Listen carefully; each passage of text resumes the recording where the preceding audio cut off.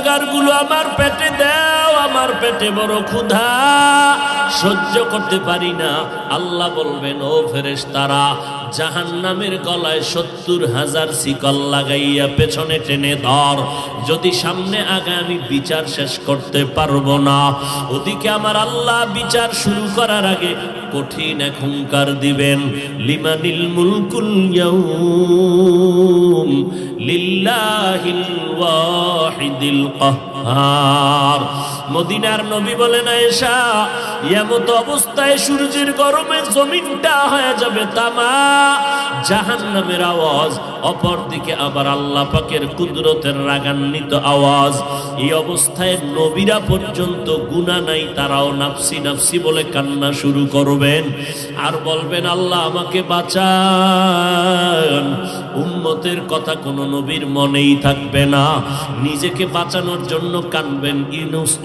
ঈসা নবী কানবেন, মুসা নবী কান্না করবেন, ইব্রাহিম নবী কান্না করবেন। আম্মা জান আয়েশা বলেন, নবী আপনি তো দো জাহানের সরদার, ওই কঠিন সময় আপনি কি করবেন?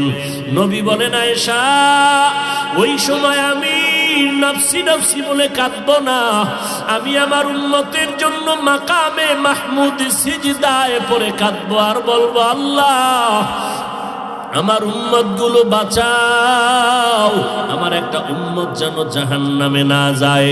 আল্লাহ বলবে, নবী আপনি কাঁদবেন না, আমি আপনার উম্মত গুলো জাহান্নামে দিব না, আপনি বাছাই করে করে উম্মত গুলো জান্নাতের দরওয়াজার দিকে নিয়ে যান।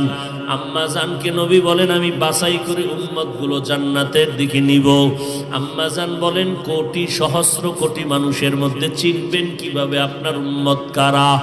নবী চোখের পানি ছেড়ে বলেন, আয়েশা, ওই কঠিন মুসিবতের সময় হাজারো কোটি মানুষের ভেতরে আমার যারা খাস উম্মত, দুনিয়াতে 5 বেলা রুজু বানাইয়া নামাজের সেজদা দিয়েছে, হাসরের কঠিন সময় আমি দেখব ওই আশিকদের অজুর অঙ্গগুলো নূরে